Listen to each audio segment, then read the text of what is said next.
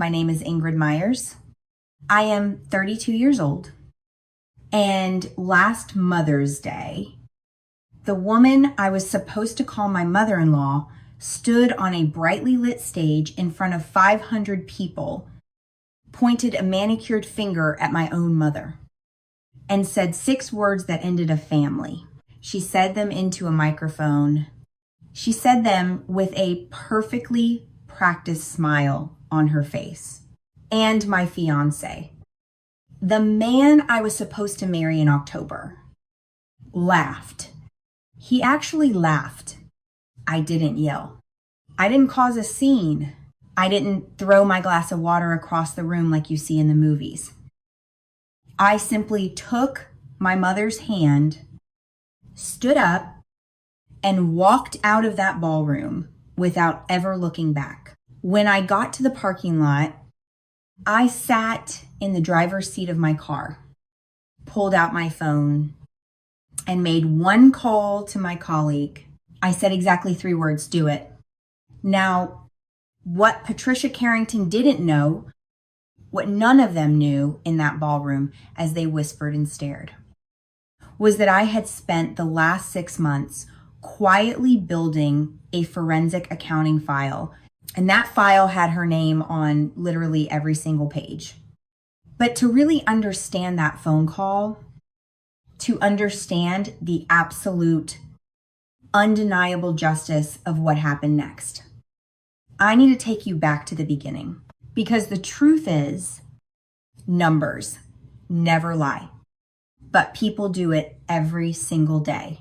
If you have ever had to choose between keeping the peace and protecting someone you love, or if you've ever dealt with toxic people who thought their money could buy your dignity, this story is for you. Before we get into the details of exactly how I dismantled a millionaire's fake empire legally and professionally, please do me a quick favor. Hit that like button to support the channel. Drop a comment down below with your own experiences, and make sure you subscribe. It really helps out, and you won't want to miss the stories we share here. All right, let's get into it. This whole thing started the way these disasters usually start, with a dinner invitation that I really should have declined. To understand the dynamic between me and the Carringtons, you have to understand where I came from. I grew up in Bridgeport, Connecticut, in apartment 4C. It was on the 3rd floor of a building that didn't have an elevator. My mom, Ellen, worked the night shift at Barnum Elementary, but she wasn't a teacher. She was the school nurse. She made exactly $38. $000 a year. And somehow she stretched that money like it was twice that amount.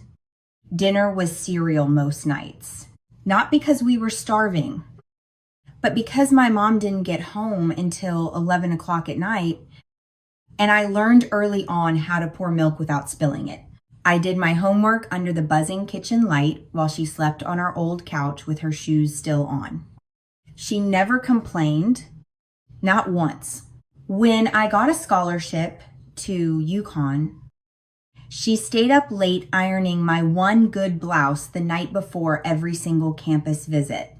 She drove me in a beaten up car that shook violently if you pushed it past 55 miles per hour.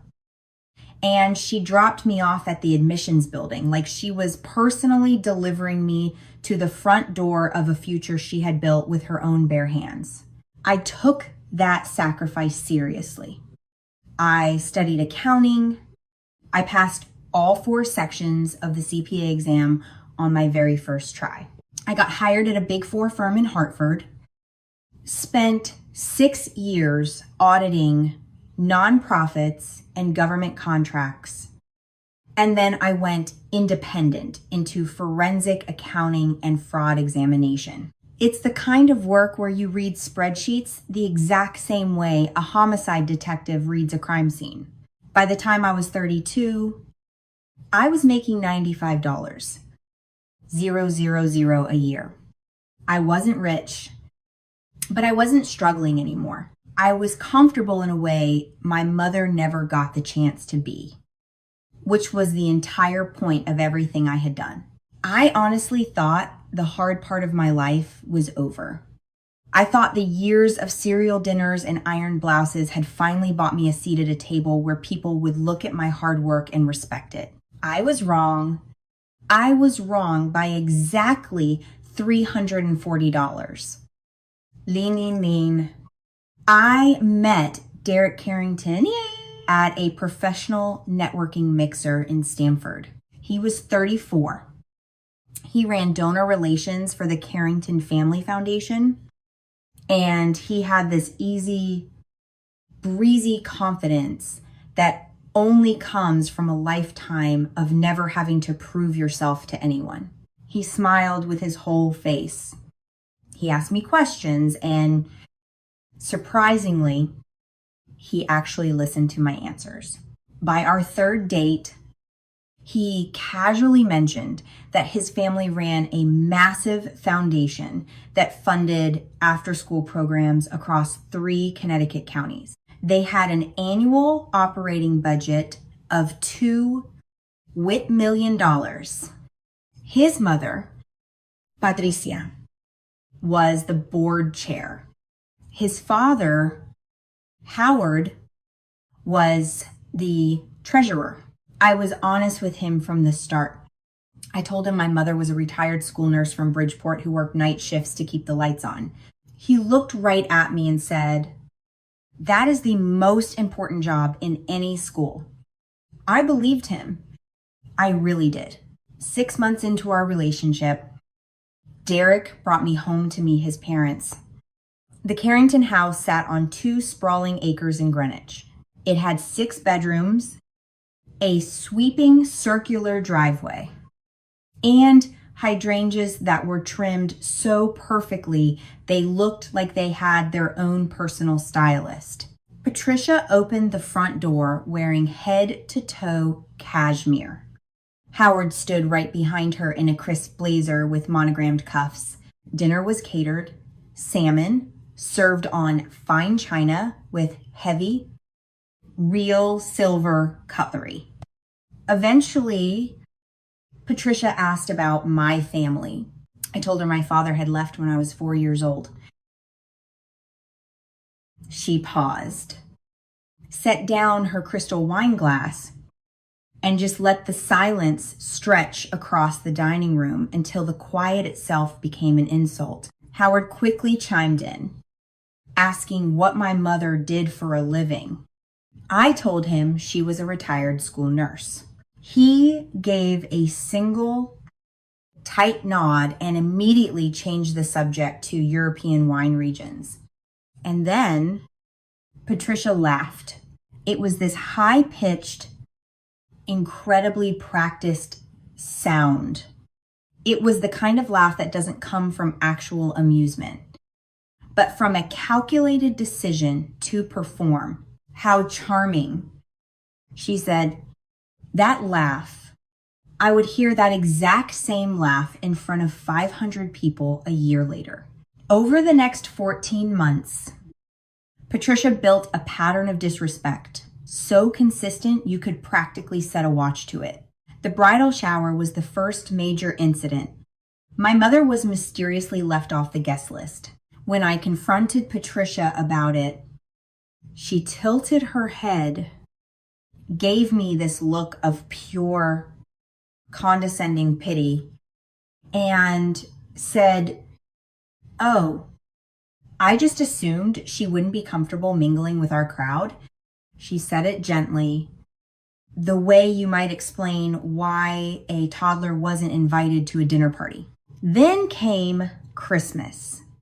Patricia handed me a beautiful, expensive gift bag containing a $400 wool coat from Nordstrom. Then she turned to my mother and handed her a $15 generic candle from a drugstore. My mom, possessing more grace in her pinky finger than Patricia had in her entire body, smiled warmly and said, Thank you. Patricia just looked at her and said, I thought something simple would suit her. Then there was the seating chart for the foundation's annual gala. I was walking through the hallway of their house and overheard Patricia on the phone with Derek in the kitchen. Her voice was low, but sound travels.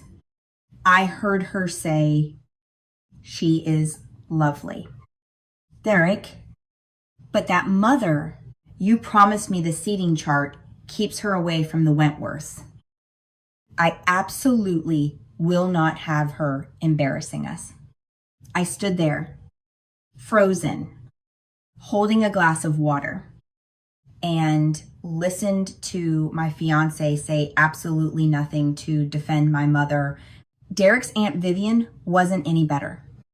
She started texting me links to articles with titles like How to Navigate Established Families and What to Expect When You Marry into Wealth. She signed every single passive-aggressive message with a smiley face, as if her blatant condescension came with a cute emoji discount. I brought all of this up to Derek. I told him about the guest list, the cheap candle, the seating chart, the insulting text messages. He just rubbed the back of his neck, which was his tell. It was the thing he always did when he wanted an uncomfortable conversation to magically end. That's just how she is. He told me she means well, 5 words. That was the entirety of his defense for the woman who gave up her life for me.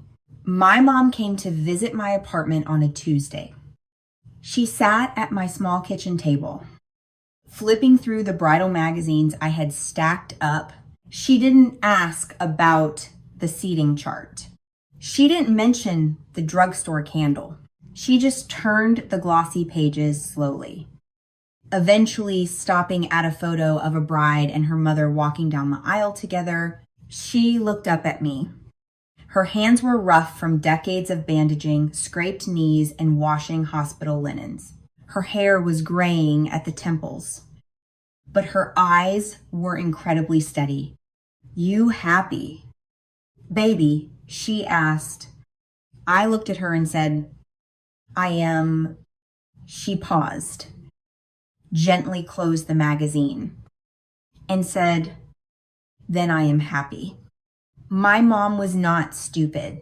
You don't survive 22 years of grueling night shifts, a husband who vanishes into thin air, and a system that paid her less than a starting barista without learning how to read people. She could read a room faster than I could read a balance sheet. She reached into her worn-out purse and pulled out a small cardboard jewelry box. Inside was a brooch. It was a cluster of tiny faux pearls set on a gold-colored pin. She turned it under the kitchen light. For the gala, she said, her voice filled with quiet pride, I want to look nice for your big night. It was a $12 clearance bin find from Goodwill. I knew this for a fact because I could clearly see the neon orange price sticker she had forgotten to peel off the bottom of the box. My throat completely closed up. I almost burst into tears right there, but I forced myself to hold it together. It is beautiful. Mom, I told her. She pinned it on her simple blouse, smiled, and then said something that I wouldn't fully understand until much, much later. She looked right into my eyes and said, you do not owe them your piece, baby. My mother had survived every single terrible thing life had thrown at her. I realized then that she shouldn't have to survive Patricia Carrington. The Carrington Family Foundation had been operating for 19 years. On paper, it was the gold standard of local philanthropy. They funded after-school tutoring, summer reading programs, and weekend enrichment camps.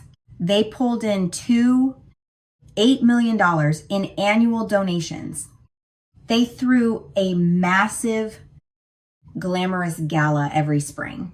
They sent out a glossy monthly newsletter featuring Patricia's smiling face right on the front page, posing next to the underprivileged children who desperately depended on the money she supposedly raised.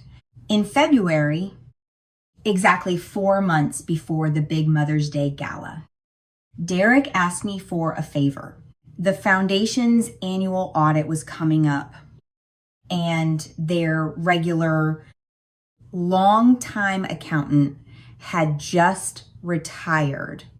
Just take a quick look. Derek asked me, "You're the absolute best at this. Just do it pro bono, as a favor to the family." I agreed. I genuinely wanted to help. Honestly, a pathetic part of me wanted Patricia to see me as useful, as competent, as someone who finally belonged at her exclusive table. I know how naive that sounds now, but that's where my head was at. The foundation's office was located in downtown Stamford, on the second floor above a busy real estate agency. Derek handed me a spare key, pointed me toward a heavy metal filing cabinet in the corner of the room, and left me to it. The cabinet was full of manila folders, each one meticulously marked with a red tab along the top edge. I pulled up a chair and opened the first folder. Vendor invoices, payment authorizations, bank routing confirmations. It was all standard, boring nonprofit paperwork. The first invoice I looked at was perfectly fine. The second was fine. The third was fine. The fourth one was not. It was an invoice billed from a company called Hartfield Consulting. The amount was $113,000 for strategic advisory services. I frowned, turned the page, and found another invoice, same company, same exact amount, dated the year before. I turned another page, another invoice, same company, same amount, dated the year before that. 3 years. 3 absolutely identical invoices. 3,500 yuan. 000 paid out to a single vendor I had never once heard mentioned in any foundation meeting or promotional material. I pulled the folder out of the cabinet, set it flat on the desk, and just stared at that red tab pointing up like a little warning flag. That night, I went home and ran a search for Hartfield Consulting. There was no website. There was no LinkedIn presence. There was no Better Business Bureau listing. There was absolutely no state LLC filing in Connecticut, New York, or Massachusetts. So I widened my search. I checked Delaware. Delaware is the state where shell companies go to hide in the dark. And right there, I found it, Hartfield Consulting LLC. It was registered exactly 14 months after the Carrington Foundation's first fiscal year. The registered agent was a generic mailbox service located in Wilmington. There were no employees listed, no physical office address, and no phone number. I pulled the bank routing numbers from the foundation's payment authorization forms and cross-referenced them against their actual disbursement records. Every single payment to Hartfield Consulting went directly to one single account at a regional bank right here in Fairfield County. The account was registered under the name Del Santo. Del Santo was Patricia Carrington's maiden name. For 3 years, 3,500. 0 inches payments had been funneled from a charity meant for vulnerable children directly into a ghost shell company owned by the wealthy woman who chaired its board. In my line of work, we don't call that a bookkeeping anomaly. We have a very specific word for it. It's called embezzlement. I didn't panic. I didn't scream, and I didn't immediately call the police. I am a forensic accountant. I did what I was trained to do. I made high quality copies of every single invoice, every routing slip, and every authorization form. I photographed the physical folders. I built an airtight file, both digital and paper, complete with a table of contents and a chronological timeline. We built files. We let the cold, hard numbers tell the stories that guilty people cannot lie their way out of. When I finally finished compiling the evidence, it was 2:00 in the morning. I sat at my desk with the thick folder closed in front of me, thinking about the fallout. I knew I had two choices. I could go straight to the state authorities, or I could tell Derek and give him the chance to handle his family privately. I chose Derek. That was my biggest mistake. I showed Derek the file on a quiet Saturday morning. His coffee literally went cold on the kitchen counter while he stood there, slowly turning the pages. I watched his face cycle through three distinct emotions. First, confusion, then horrible recognition, and finally, something I had never seen on his face before: deep, genuine fear. There has to be a logical explanation for this. He stammered. I told him flatly, it's called fraud. He closed the folder, rubbed the back of his neck, walked over to the window, and just stood there for a long time, staring out at the street. Let me talk to them. He pleaded, give me 3 months, just until before the official annual audit. We will fix this internally. We'll do it quietly. No one else has to know. I should have looked him in the eye and said, absolutely not. I know that now, but I loved this man. And love makes you give dangerous extensions to people who do not deserve them. 3 months. I agreed. If nothing changes by then, I am going to the board. He nodded rapidly, shook his head like he was trying to wake up from a nightmare, kissed my forehead, and practically ran out the door to drive to his parents' house. I stood at the window, watching his car speed away, counting the 100 different reasons why I should have picked up the phone and called the state attorney general right then and there. After that morning, everything shifted. Derek started creating distance. He canceled 2 dinner dates in a row. He completely stopped mentioning his parents. Whenever I casually asked about the foundation, he aggressively changed the subject. One night, he came over for takeout food, saw the manila folders sitting ominously on my table with its red tabs sticking up, and froze. What is that? He asked, his voice tight. Work? I replied simply. He stared at it for 3 agonizing seconds before opening his noodles in silence. 3 months. 90 days. That is exactly what I gave him. 90 days of desperately hoping the man I was going to marry would choose the truth and his own integrity over the corrupt family that raised him. By month 1, Derek told me he had spoken to his parents. I asked what they said. He vaguely muttered that they were looking into it. I asked for specifics, and he got defensive, saying he didn't have any yet. I let it go. By month 2, I quietly checked the foundation's disbursement records again. Hartfield Consulting had billed another $28 Ling, ling, ling. It was authorized, paid, and cleared. Whatever Derek had allegedly said to his parents, it hadn't slowed Patricia down by a single dime. I printed the new invoice and put it in front of him. He went completely quiet. I told my dad. He finally whispered. He said it was just a complex bookkeeping error.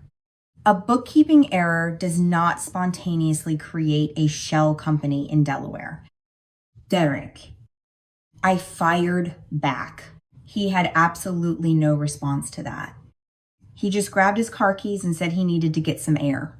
By month 3, the foundation's official annual audit was only 6 weeks away. The massive Mother's Day Gala was 2 weeks after that. I sat Derek down at my kitchen table, pointed at the folder, and laid out reality for him. You either didn't tell them, or you told them and they blatantly ignored you. Either way, Sembai Sishermayan 000 is still missing from a charity that serves kids.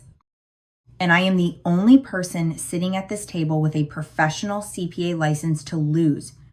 He couldn't even look at the folder. I will handle it. He insisted you had 90 days to handle it.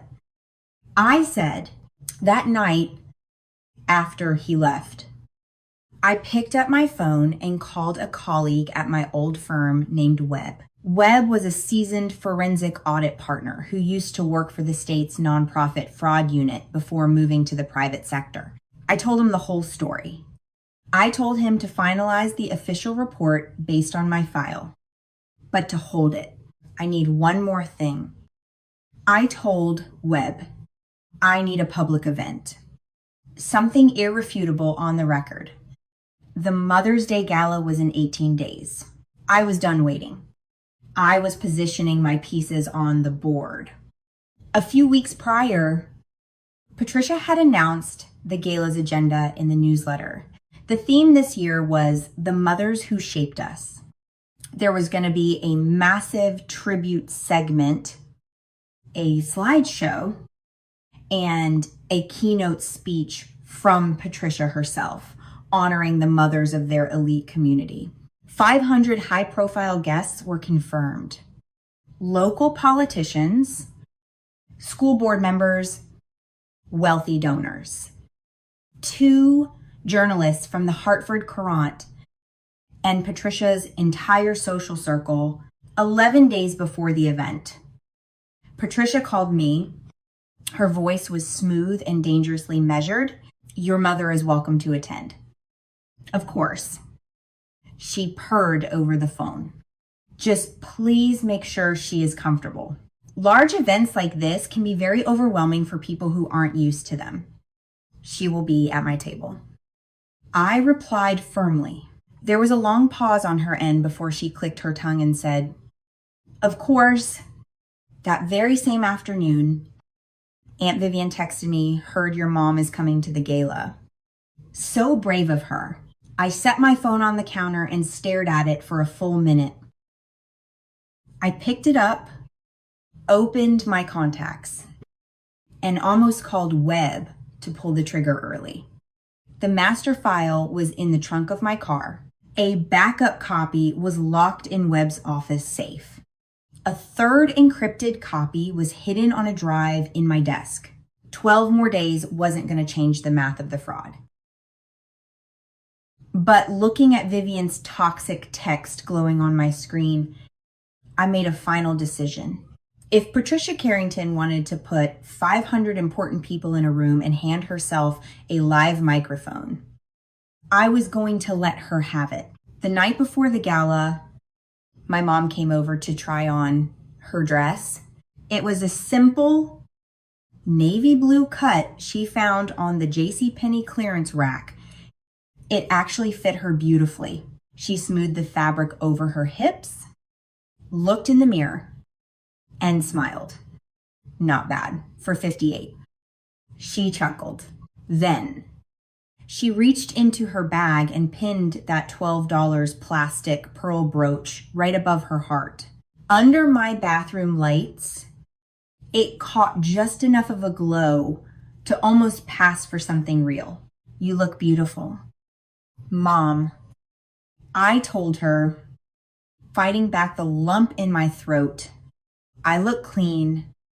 She waved me off. "That's good enough."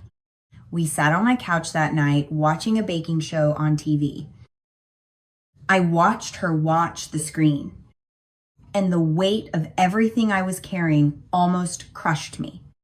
The manila folder, the shell company, the 90 days of suffocating silence from the man I thought I was going to marry.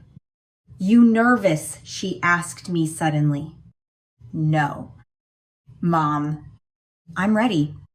She glanced at me, held my gaze for a long second with those perceptive eyes of hers, and then turned back to the TV. Good. We didn't talk about Patricia. We didn't talk about seating charts or cheap candles. We just sat side by side. When she fell asleep on the couch at 9:30, I draped a throw blanket over her, stood in the dark living room, and just listened to her breathe. I knew with absolute certainty that this was our last normal night. The Waverly Club was an intimidating venue. It sat on 4 acres of perfectly manicured lawns in the hills of Greenwich. It had valet parking, towering stone columns, and a ballroom set up for 500 people. There were white tablecloths, extravagant orchid centerpieces, and a massive stage with a podium. My mom and I arrived at 6:15 p.m. I wore a dark charcoal dress. She wore her navy blue clearance dress with the brooch above her heart. When we got to the ballroom, we found our assignment, table 14. It was shoved all the way in the back corner, wedged right between the loud wait station and the emergency exit. Meanwhile, the Wentworths and the rest of Patricia's inner circle were up front at table 2. At 7:45 p.m., Patricia took the stage. She was wearing a stunning ivory gown, her hair styled to perfection. She stood behind the podium, radiating the calm, untouchable authority of a woman who had ruled this town for almost 2 decades. Tonight, her voice boomed over the speakers. We honor the mothers who shaped us. The lights dimmed, and the massive slideshow began. It featured black and white photos of wealthy Carrington matriarchs at garden parties and country clubs. Every single photo was accompanied by polite golf clap applause from the crowd. Then the screen went dark. Patricia paused. She leaned into the microphone. Her eyes scanned the massive room until they locked directly onto table 14 inches the back corner. Of course, Patricia's voice echoed through the silent ballroom. Not everyone here tonight came from the same tradition. A ripple of nervous, uncomfortable laughter fluttered from Aunt Vivian's table. I looked over and saw Derek sitting at table 3. He was smiling. Patricia lifted her chin, staring dead at my mother, staring at the cheap navy dress, the plastic brooch, at the incredible woman who had bandaged 1,000 bleeding children for $38,000 a year. And then she said, that is not a mother. That is trash. The entire ballroom cracked wide open. Half the guests loudly gasped in shock. The other half froze in sheer terror. Aunt Vivian actually clapped twice before realizing what she was doing and stopping. The sound bounced off the crystal chandeliers. And then Derek laughed. It was a full, audible, unmistakable laugh. Patricia's laugh immediately followed his high-pitched, practiced, rehearsed over decades of performing superiority in rooms full of people who were far too polite to ever object. 500 people heard it. My mother did not crumble. She didn't cry. She calmly picked up her cloth napkin, folded it neatly, set it on the table, and looked at me. I could see her hands shaking slightly, and the overhead light caught her plastic pearl brooch. In that one fraction of a second, it looked like a priceless diamond. She didn't have to say a word. I didn't rush. I didn't storm out. I took a deep breath, counted to 3, folded my own napkin, and placed it beside my plate. I reached across the table and firmly took my mother's hand. We stood up together. I didn't look at Patricia on the stage. I didn't look at Derek. I didn't scan the crowd to see who was outraged and who was amused. I just locked my eyes on the exit doors. We walked slow, steady. The only sound in that massive room was the clicking of my heels against the marble floor and the suffocating absence of 500 voices. No one tried to stop us. No one said a word. The parking lot outside was dark and cool. My mom stood next to the passenger door, looked at me with tears finally pooling in her eyes, and whispered, "I am so sorry. Baby, don't." I told her fiercely, "Do not you dare apologize." She pressed her lips together and nodded. I reached into my clutch, pulled out my phone, and scrolled to Webb's name. He picked up on the second ring. He was still at his desk. Filed a report with the AG tonight. I told him.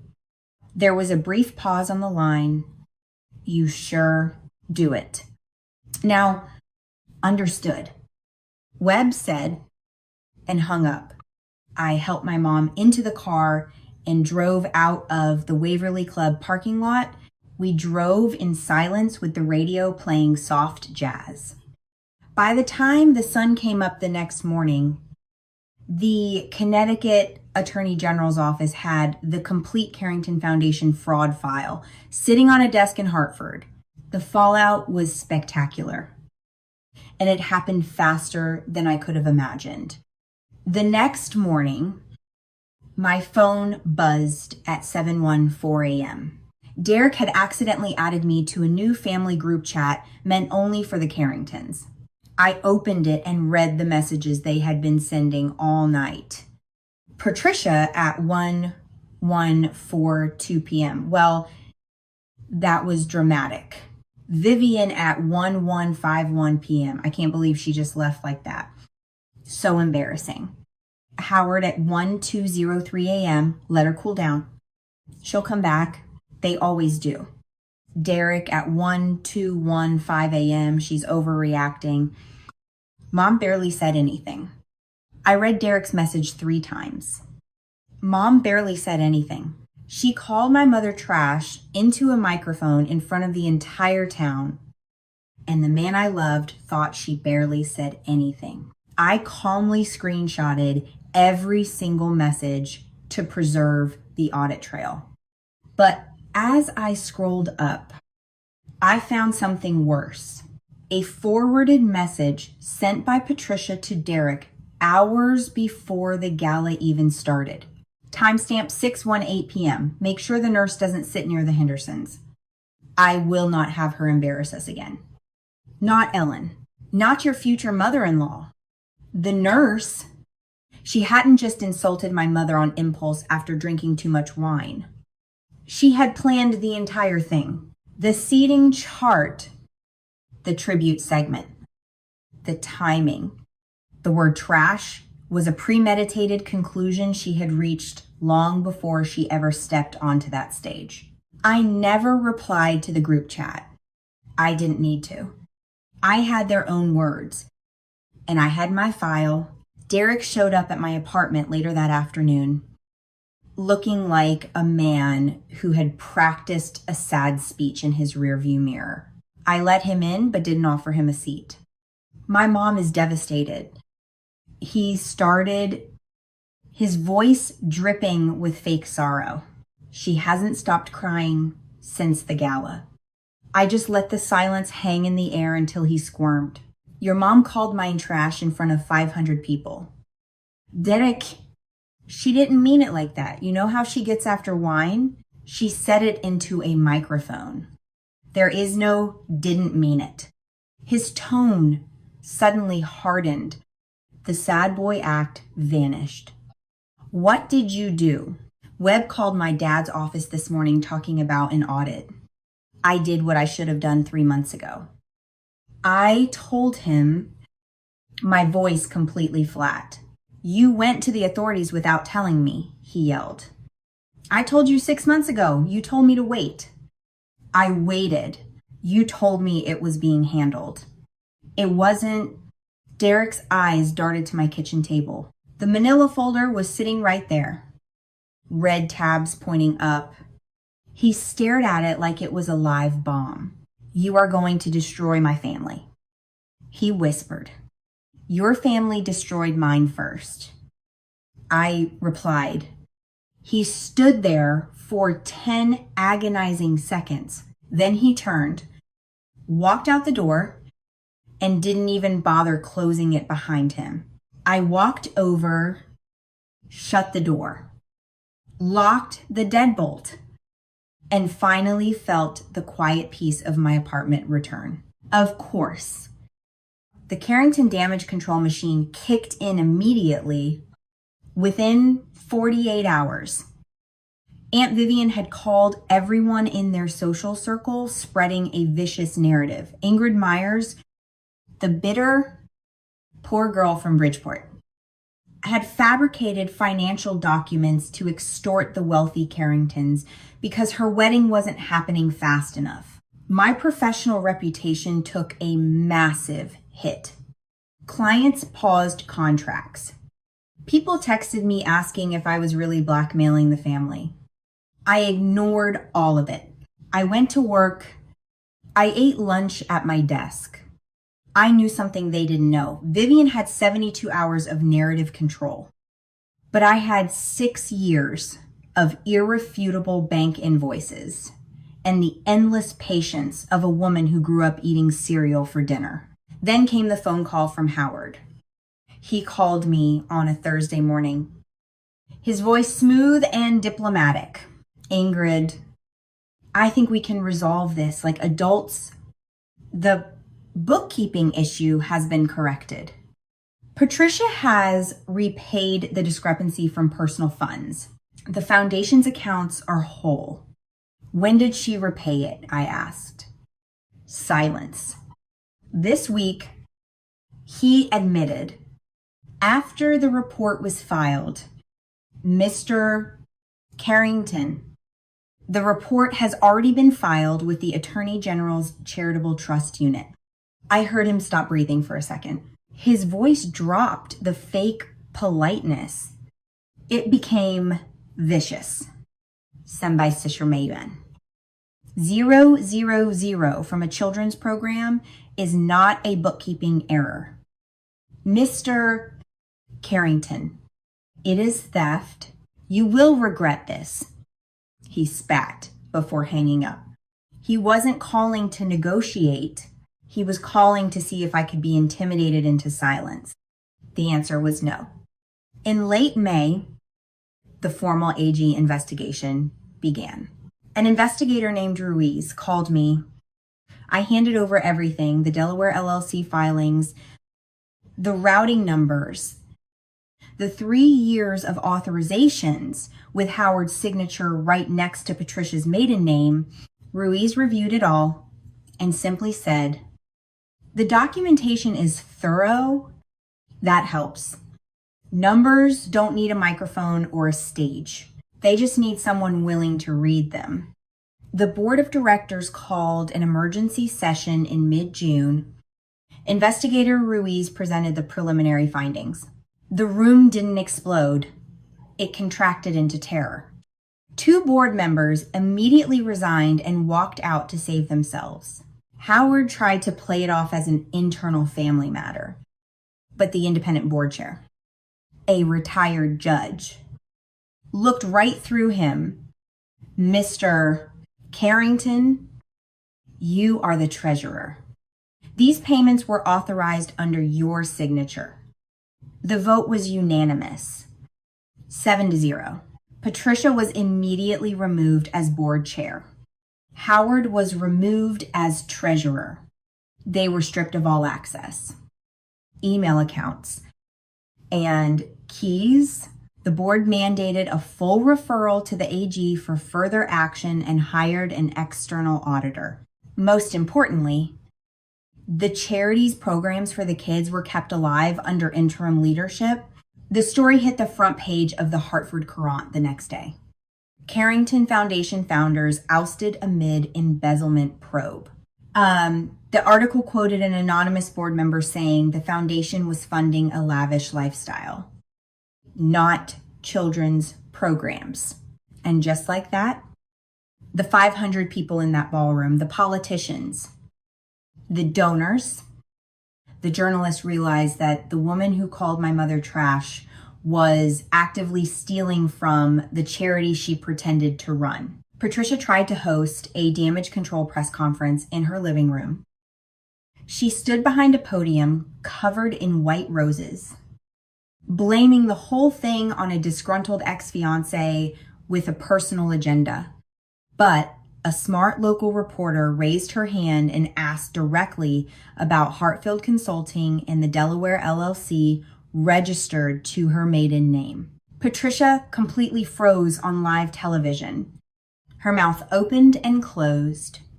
She tried to deploy that high-pitched, practiced laugh, but it came out broken and hollow. Aunt Vivian had to physically pull her away from the cameras.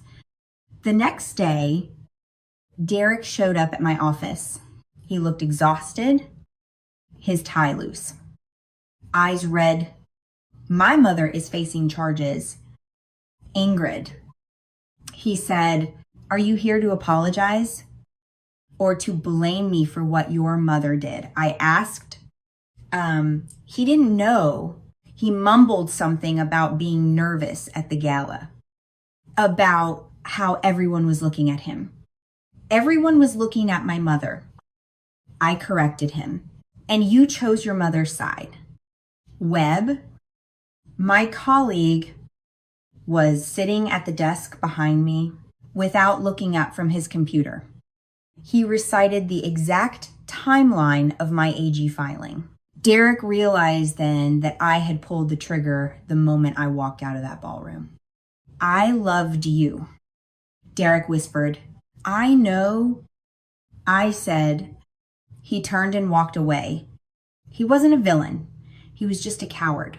And sometimes that is so much worse, because cowards leave you forever wondering what could have been if they had just been brave enough to stand up for the truth. Months later, Derek left me a long voicemail. He told me the real truth about Patricia. Her own grandmother hadn't been a wealthy socialite. She had worked at a filthy laundromat on Elm Street, pressing shirts for pennies. Patricia's husband's wealthy family had looked down on her entire life, treating her like trash. So she spent her life aggressively proving she belonged in their world. Even if she had to steal children's charity money to maintain the illusion, she repeated the exact cruelty she had experienced because she was terrified of being poor again. It wasn't an excuse, but it was an explanation. It proved she was human, but it didn't make her any less accountable for the pain she caused. In September, the Attorney General reached a final settlement.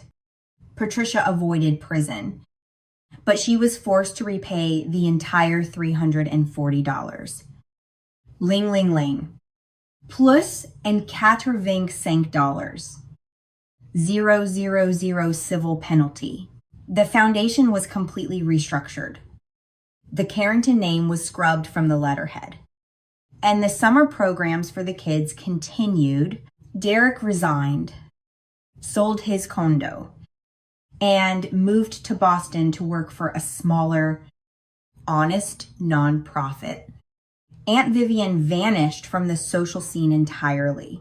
My clients all came back, realizing I had been telling the truth the whole time. That October, I drove out to my mom's house. The air was crisp and cold. She was out in the front yard, kneeling in the dirt, tending to her garden in that same navy blue clearance dress she wore to the gala. The $12 plastic pearl brooch was still proudly pinned above her heart. Mom, I am so sorry you had to go through all of that. I told her, standing on the walkway. She looked up, brushed the dirt off her knees, and smiled. I have been through worse, and you were there this time. She went inside to make us some coffee. I stayed out in the garden for a minute, looking at that little plastic brooch. It cost $12 in a Goodwill bin, but it represented more genuine dignity than millions of dollars of stolen Carrington money ever could. Here is the biggest lesson I learned from all of this, and I really hope you take this to heart. The people who loudly call others trash are almost always the ones frantically trying to hide the biggest, ugliest mess of their own. And the quietest person in the room is not always the weakest. Sometimes she's just the one patiently holding the file. That's my story. One gala, one phone call, and a mother who deserves so much more than a seat at table 14. If this story resonated with you, if you've ever had to stand up and protect someone who couldn't protect themselves, please share this video with someone who needs to hear it. Drop a comment below with your thoughts. Hit that subscribe button, and I will see you guys in the next one. Take care.